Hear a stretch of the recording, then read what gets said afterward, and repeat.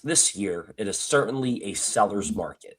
The teams that decide to sell are going to get the most back because of how clogged the American League wildcard race is. Same with the National League wildcard race. I mean, teams like the Nationals, like the Padres, they're going to try and sell off guys, but they're also going to try and buy and improve on some of their areas of weakness. And that's why the trade deadline is always so fascinating, because you never know which teams are actually going to be those sellers or buyers once, what is it this year? August 3rd rolls around. It was July 31st last year. Once August 3rd rolls around, you're never really going to know. But the one thing I will say as to why I'm confident that they will buy, unless they get swept by the Braves, lose a series to the Tigers, and get swept by the Phillies, and they're like 1-7 in their last 8 or 1-8 in their last 9, whatever. The only I see them buying strictly because Mike Elias knows his job is on the line. And that puts pressure. And Mike Elias, after selling at last year's deadline in a year where, yeah, a lot of us had hopes coming off of a 91 win season. All right, yeah, the Orioles, even though they might not be this top team, they don't have Corbin Burns anymore, Zach Eflin, like, is he going to come back, and is he, going to be the Zach Eflin that we saw when we acquired him in 24?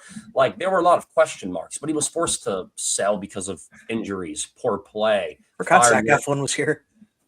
Yeah, I know, right? Like how great would he be in this rotation right now? He'd be fantastic. But my point is that he was put in a position last year to sell when he didn't want to.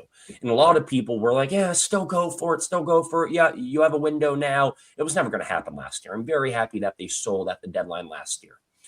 But the reason that he's going to buy this year is because the American League wild card is so clogged. They're playing better baseball, and he knows his job is on the line.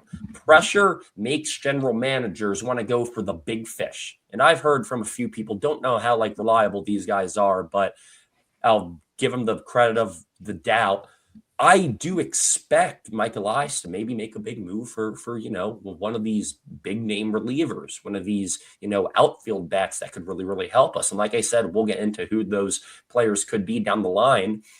But selling in back-to-back seasons of what was meant to be a championship window. Hell, people were saying that we were going to be the new American League East dynasty after 2023. Look at how far we've fallen.